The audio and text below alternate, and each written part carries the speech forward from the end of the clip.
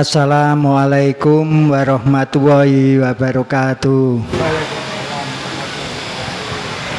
Bismillah, alhamdulillah, wa syukurillah, wa nikmatillah, la haula wa la quwata illa billah. Bismillahirrahmanirrahim. Allahumma anjili rahmata wa salamata wal barakata ala hadi jamaah. Asyhadu alla ilaha illallah wa asyhadu anna Muhammadar Rasulullah. Allahumma sholli ala sayyidina Muhammad wa ala sayyidina Muhammad. Amma ba'd. Yang kami hormati Bapak Ibu jamaah Masjid Al-Hikmah, jamaah Masjid Al-Hikmah yang ada di rumah. Pertama-tama marilah kita panjatkan puji syukur kehadirat Allah Subhanahu wa taala yang mana pada sore hari ini kita semua diberi nikmat sehat, nikmat bisa menjalankan ibadah puasa. Sholawat dan salam semoga tetap tercurah pada junjungan Nabi besar Muhammad Sallallahu Alaihi Wasallam. Bapak Ibu, adik-adik, ketika seseorang itu dilahirkan menghirup udara segar di dunia itu belum tahu apa-apa. Jadi baru bisa menangis. Kemudian Allah memberikan alat untuk mencari ilmu, yaitu penglihatan, pendengaran, kemudian juga hati, pikiran. Maka di dalam hadis Nabi dikatakan tolabul ilmi faridotun ala kulli muslimin wal muslimat. Jadi mencari ilmu itu hukumnya fardu, ya. Apakah itu laki-laki apa perempuan. Jadi Bapak Ibu, kita jangan sampai anak-anak kita tidak berilmu, ya.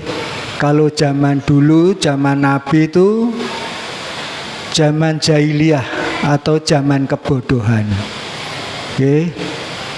Jadilah orang yang berilmu, mencari ilmu, mendengarkan ilmu, atau senang dengan ilmu.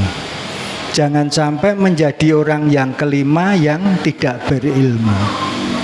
Ya, kalau orang tidak berilmu itu mudah terombang-ambing, mudah terprovokasi, ya, mudah menjalankan hal-hal yang bertentangan dengan agama.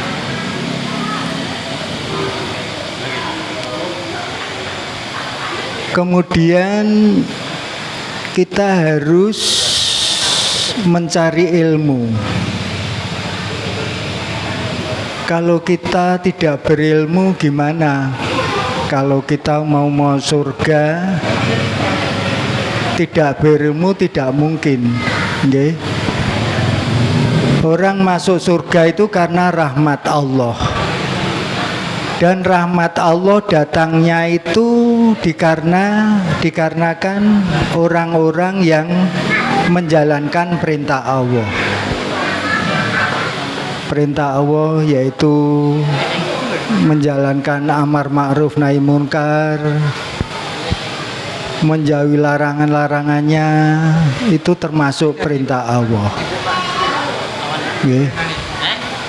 Makanya kita harus mengutamakan mencari ilmu. Yang pertama itu adalah agama, ya, agama. Karena agama itu bisa menguatkan akidah, bisa menguatkan agama, bisa menguatkan muamalah. Yeah. Yeah. Jadi menguatkan akidah. Akidah itu adalah suatu keyakinan, iman. Jadi akidah kita itu harus kuat, sehingga apabila ada yang merayu untuk keluar dari agama atau melakukan hal-hal yang bertentangan dengan agama itu, kalau kita sudah yakin punya akidah yang kuat, itu tidak akan goyah. Ya, kita punya iman. Al-imanu makrifatun bil qalbi. Jadi keyakinan itu ada di dalam hati. Ya. Kalau keyakinan kuat, kita tidak akan goyah.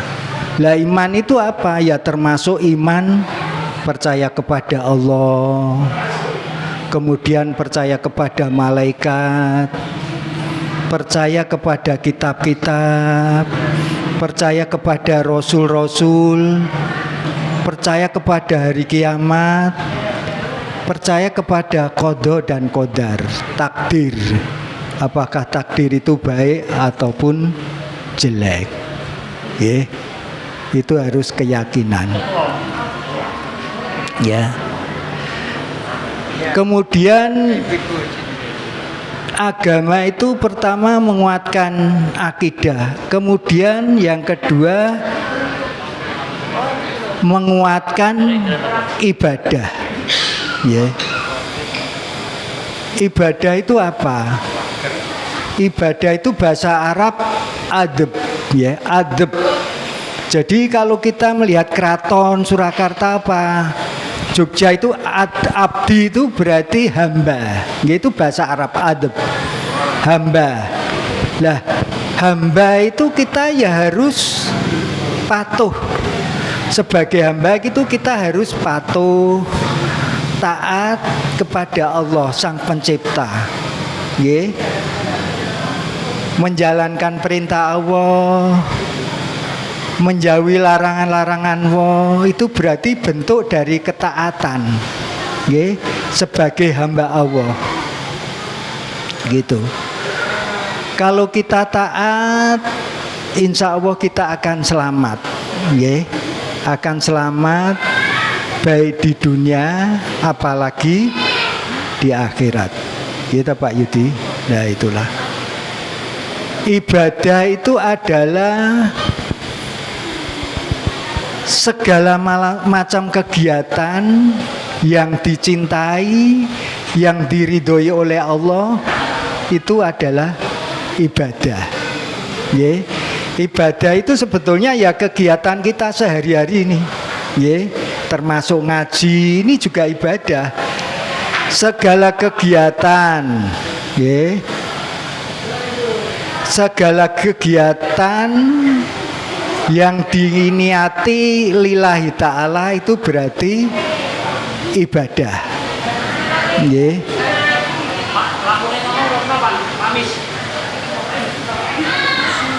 Nggih.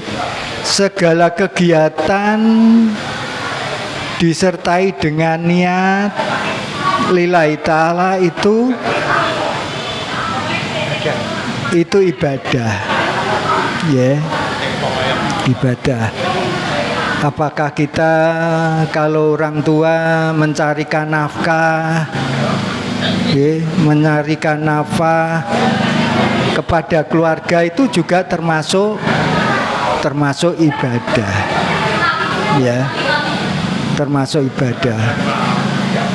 Kemudian yang menguatkan agama itu yang menguatkan iman, kemudian ibadah, kemudian muamalah. Yeah. Muamalah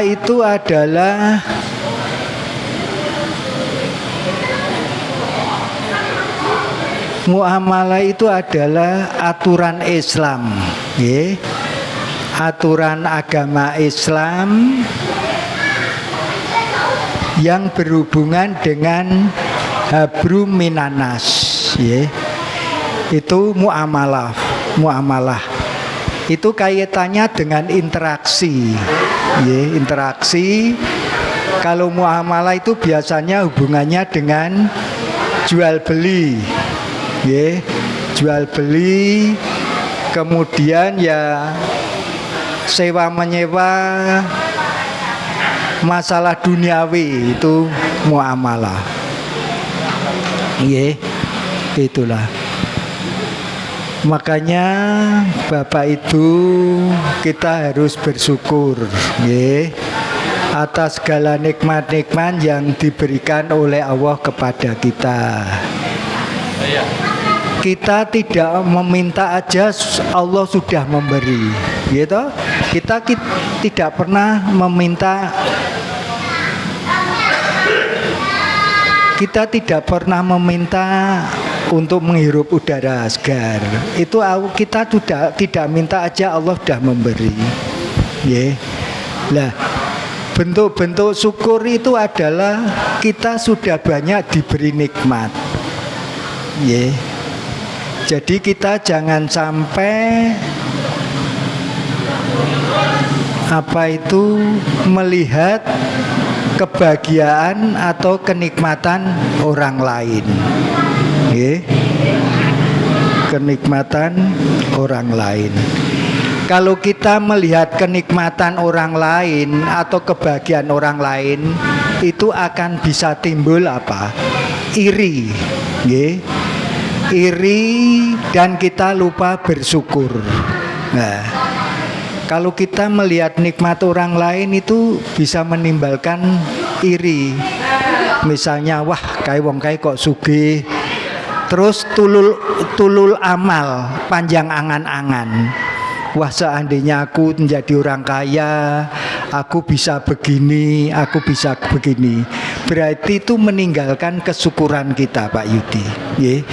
Jadi kita harus mensyukuri apa yang sudah ada, mensyukuri apa yang sudah kita miliki, mensyukuri apa yang telah diberikan oleh Allah pada kita. Itu nikmat, itu nikmat. Jadi ya tadi, bahagia itu bukan karena, sudah saya ulang-ulang terus, bahagia itu bukan karena kita sudah mempunyai harta banyak, tapi bahagia itu ketika kita dekat dengan Allah, ketika kita bersyukur dengan Allah, ketika kita menikmati apa yang diberikan oleh Allah. Itu Masya Allah, itu akan nikmat. Itu akan syukur. La in sakartum la ajidanakum wa la in kafartum inna adabi lasadid. Jika kita bersyukur, Allah akan menambah nikmat. Tapi kalau kufur, adab Allah akan pedih. Lah itulah. Lah ini ancaman Allah serius pada orang-orang yang tidak bersyukur, Pak Yudi. Gitu? Tidak bersyukur. Jadi kadang-kadang kita melihat rezeki itu hanya apa? Uang. Hanya uang. Padahal rezeki itu banyak. Kita sehat, bisa melihat, bisa mendengar. Itu suatu rezeki yang harus dinikmati.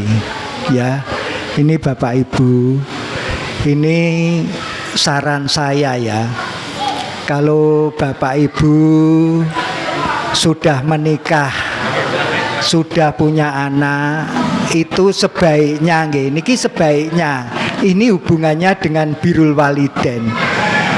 Kalau kita masih kumpul dengan orang tua, kalau kita tidak bisa menjaga birrul walidain, itu jurang menuju ke neraka itu lebih dekat. Karena apa?